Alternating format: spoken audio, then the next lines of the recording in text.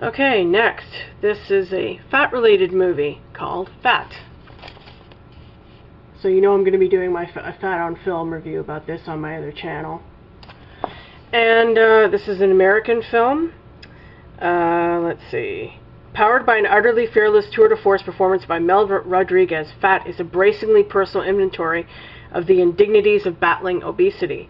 Making his feature directorial debut, comedian Mark Finney has adapted a series of autobiographical essays into an unflinching portrait of a life consumed by a compulsive and tragically self-destructive relationship with food.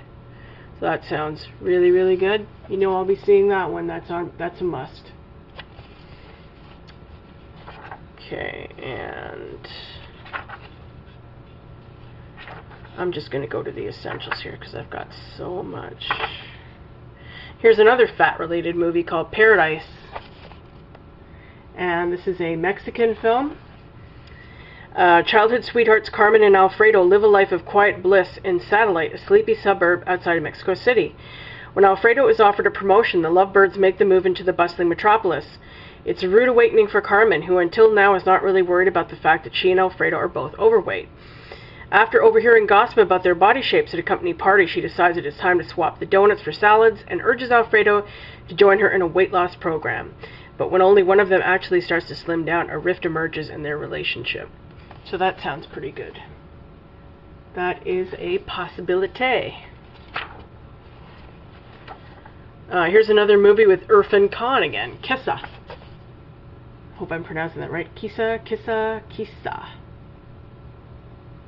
And this is sort of like a folk tale. It's another Germany, India, the Netherlands. One of India's best actors, Irfan Khan, plays Umber Singh, a Sikh uprooted by the religious violence that came with partition in 1947.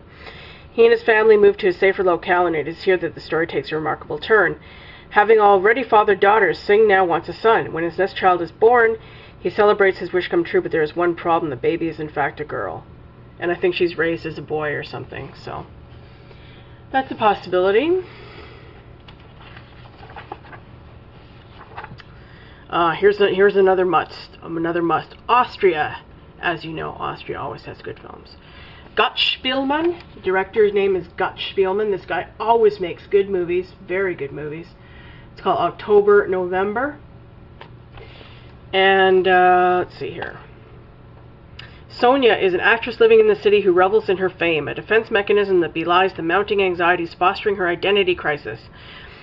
Caught in a closed circuit of two-dimensional acting roles and a promiscuous lifestyle, she stands in sharp contrast to her older sister, Verena, who has nobly remained at their family home to tend to their ailing father. So I guess it's kind of like sibling rivalry thing.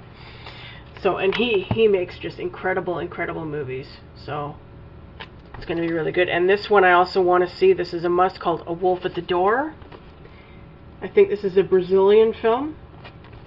This sounds like a really good plot here. Sylvia is horrified to learn that her 6-year-old daughter, Clarina, has just been picked up at school by an unknown woman. Still reeling from the shock, she waits impatiently with her husband, Bernardo, at the police station where they are both questioned. Bernardo confesses to a detective that he believes he knows who is responsible for the kidnapping, his lover, Rosa. So, yeah, it sounds kind of like maybe a Fatal Attraction type thing, Brazilian style. So that sounds good. This sounded interesting. Heart of a Lion. It's Finland and Sweden. While loitering in a cafe one day, Teppo hits it off with the waitress, Sari. He goes home with her only to be abruptly, inexplicably tossed out in the morning. But Teppo refuses to give up, returning the next day, and soon meets Sari's son, Ramu, who it turns out is of partly African heritage. And these guys are all skinheads. So he brings them home, and I guess, you know, controversy ensues. So that sounds like a interesting, very interesting movie. Oh. Trying to get really narrow down the really. Oh, that sounds good. Oh, yeah, this sounds really creepy. Eastern Boys. I don't know if you saw the movie Funny Games by Michael Haneke, another Austrian director, but it sounds kind of like a funny game scenario where these young guys come into kind of like do a, not a home invasion, but they kind of insinuate themselves into a home and then just terrorize the person or people there. It says here, when a middle-aged Frenchman cruises the Gare du Nord one day and solicits a young foreigner, little does he know how his life is going to change. After making a date to meet at his apartment the next day, Daniel is goggle-eyed when a different and clearly underage youth knocks at his door. Before the older man has time to catch his breath, the youngster recites to him the implications of being caught with a minor. Within minutes, a motley gang of toughs walk brazenly into a chic apartment and make it their own. So yeah, that sounds pretty good. A movie here called Metalhead from Iceland, about some girl who gets into heavy metal after her brother dies or something to cope with his death. Here's Paradise Hope, which is a must. I will be seeing this and reviewing it for Fat on Film. So this is the other part of the trilogy that I was telling you about in my Paradise Love review. I will definitely be seeing this. Can't wait. Austrian again, of course. Melanie is the 13-year-old daughter of Paradise Love's Teresa, who has tucked Melanie away in a diet camp in the middle of the Austrian countryside. Seidel monitors Melanie's frustrations and blossoming sexuality, including the emotional upheaval caused by her crush on the 40-year-old camp doctor. That sounds really good. That's going to be awesome. Okay, and... ooh, this one. This is controversial, I've heard. Stranger by the Lake. This is a French movie. Let's see. It won an award at Cannes for Best Director. Director in the Uncertain Regard section. Certain Regard. Takes place over 9 days in an isolated lakeside gay cruising beach in southern France. Frank, a handsome guy in a skimpy bathing suit, strikes up a friendship with Henri, a chubby older man who claims no interest in the shenanigans taking place in the surrounding forest. He just prefers to be away from the happy couples on the other side of the lake. Their budding companionship is interrupted when Michel, a mustachioed Adonis straight out of the 1970s, arrives and captures Frank's full attention. So this is really supposed to be really sexually explicit, a lot of nudity and full-on hardcore sex. So we'll see about that one.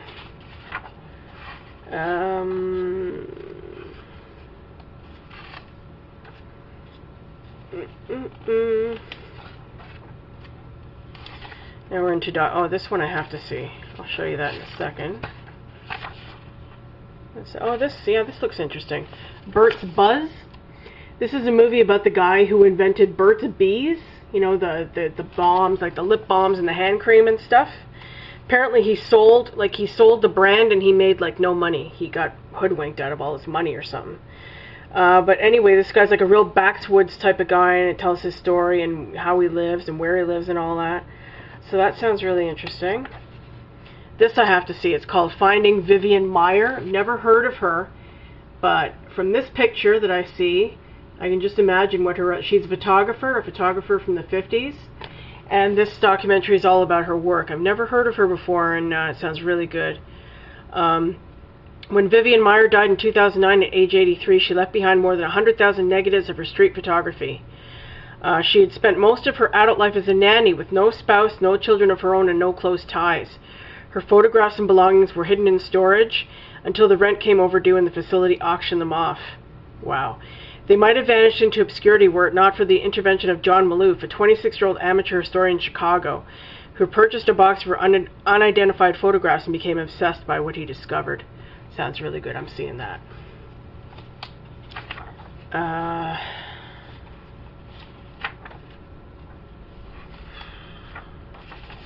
Here's a movie about Everest, climbing Everest, called Beyond the Edge. Yeah, so that sounds really good. It's about, I don't know if it recreates, oh yeah, I think this is, got footage of Edmund Hillary and Tenzing Norgay, the guys who were the first men to climb it, or stand on the top.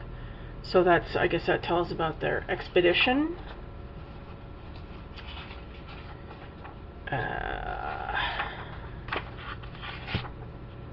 Oh, this sounds good. Filthy Gorgeous, documentary about Bob Guccione, the guy who publishes Penthouse. This sounds really good. He was quite an interesting guy, actually. It says here, in Filthy Gorgeous, the Bob Guccione story, veteran filmmaker Barry Average his energetic and well-researched account of the pornographer's life. Guccione emerges as a gambler who never knew when to stop. He was an art collector, and he was also a painter himself, I believe. And, yeah, this guy was really pretty eclectic. So it sounds really good. I'd like to see that.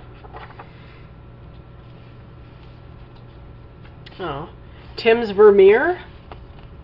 I will probably not be seeing this, but it sounds really interesting. It's made by Penn and Teller, you know, those two guys.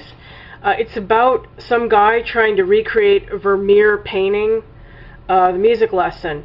They're trying to prove that it could be recreated through a certain technique or something like that. So that sounds interesting, even though I'm sure that that's bullshit. A genius is a genius. A Field in England. This sounds really good, but I can't see it because it's at a crappy time. I already checked the schedule. But it's by a guy, it's a British movie by a guy named Ben Wheatley. This guy made a movie called Kill List that I saw, I don't know, a year or two ago. Oh my god, this is one of the most, like, violent movies that I've ever seen. It was really, and it had the most friggin' amazing ending. Like, the whole movie was, like, kind of, you know, it was alright. And some of it was really just, like, off-putting because it was so violent. Like, this one character in the movie was like a psycho, and when he started like beating people, he would just like completely decimate them, and it was really, really explicit. But the end of this movie, I won't tell you in case you see it, but I recommend it because just for the ending, because it was like one of those endings that you never see coming, and it was so friggin' awesome. Anyway, this is the same guy, and it's set in Civil War era England, the year 1648.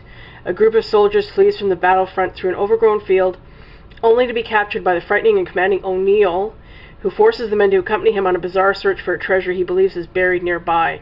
After dining on mushrooms picked from the field, they slowly spiral into a psychedelic nightmare of paranoia, infighting, and terror. So I'm sure this is going to be like another like really, really like outrageously, probably violent, you know, different movie. But like I said, I can't see it because it's at a crappy time.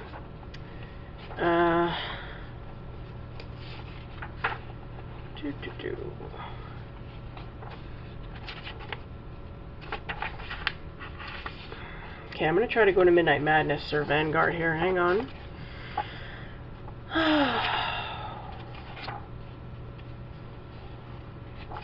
Vanguard, here we are. Vanguard. Oh, I gotta show you this.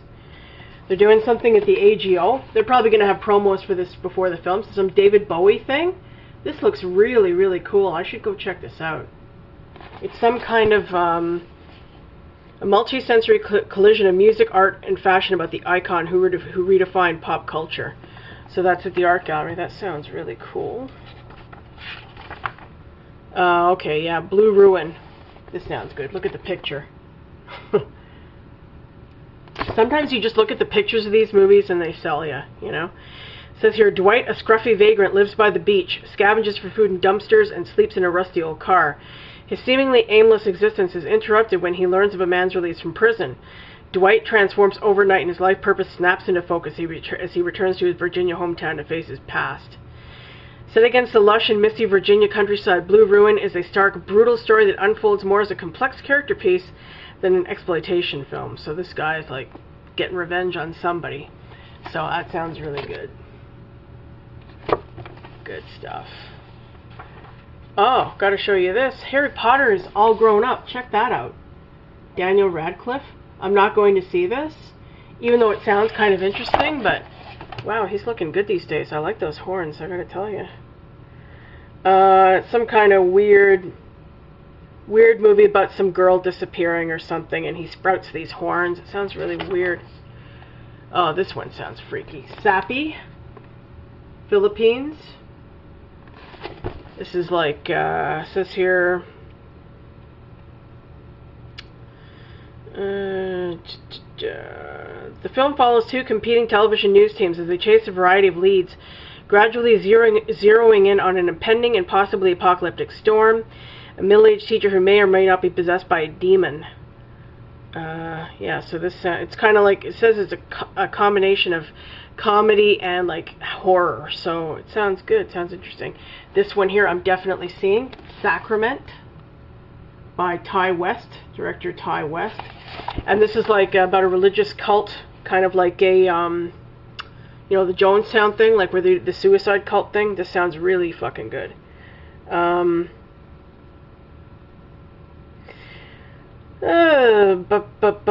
for moody genre pieces, Ty West wades into the depths of religious fanaticism with his new film, The Sacrament.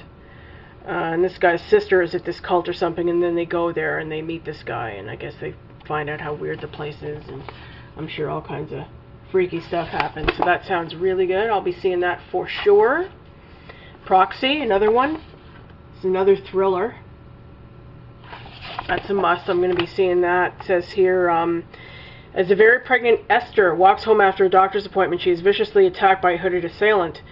In the wake of this traumatic event, the quiet and lonely woman finds some consolation from kindly Melanie, whom she meets at a support group.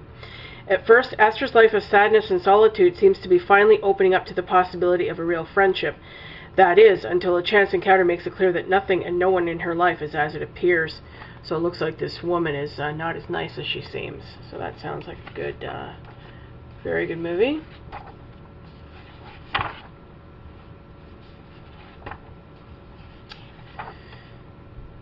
Oh, this one is by Eli Roth. Just check out the picture. I mean, is that like freaky or hell or what? It's about cannibals. The Green Inferno. This is the guy that did The Last Exorcism and Hostel. Let's see here. Idealistic Justine joins a group of campus radicals on a mission to disrupt the illegal clear-cutting of a Peruvian jungle, which is endangering the tranquil lives of an isolated Amazonian tribe. Armed with good intentions and the power of their cell phone cameras, the group flies to Peru and seemingly succeeds in their mission. But the activists' celebration quickly turns to tragedy when their plane crashes in the jungle and they find themselves on the dinner menu of the very people they were trying to protect. So that sounds pretty good. I know that's going to come out, so I'm going to try to avoid seeing it, but if, you know, if I don't get a pick or something, I'll probably end up going to see that, because that sounds really good. Oh, and this I'm also really looking forward to, called Oculus. The guy who directed this directed a movie I'm going to recommend to you guys called Absentia. It was one of the best horror movies I've seen in a really, really long time. It was awesome. Very subtle, very low-key, but the atmosphere of that movie was like just incredible, and it was really, really good. And this is the same director who did this. Mike Flanagan, he's an American guy. Tim Russell has spent years in a psychiatric hospital trying to get over the traumatic impact on his fragile psyche of the death of his parents. After being released and reuniting with his sister Kaylee, Tim begins to understand that the roots of their misfortune are far more sinister than he could have realized. Convinced that an old mirror was responsible for their family tragedy, Kaylee has spent the intervening years tracing the mirror's 300 years of mysterious history and the bloody tale of destruction left in its wake. So that sounds really, really good. Oculus. So yeah, I'll leave it there, because I mean, I skipped over a lot of them. I've got a lot of others picked here. But, you know, I've gone through the schedule. Like I said, we have to order our tickets and see what we get. First come, first serve. So a lot of the ones I mentioned here I might not even get in to see. I'm just really hoping I get to see Devil's Knot, Oculus, what else did I? Mary Queen of Scots. What else? I don't know. There's so many, I can't remember them all. But I can't wait. It's always a great time of year. TIFF, I always look forward to it every year. It's almost like Christmas. It's just a real, real occasion. Maybe even better than Christmas. So anyway, yeah, like I said, I'll be doing reviews. I'll be reviewing everything that I see. And you guys can check out the reviews. What else? That's it, I guess. So I hope you enjoyed, and I'll be back with my first review of my first movie. Okay, bye guys.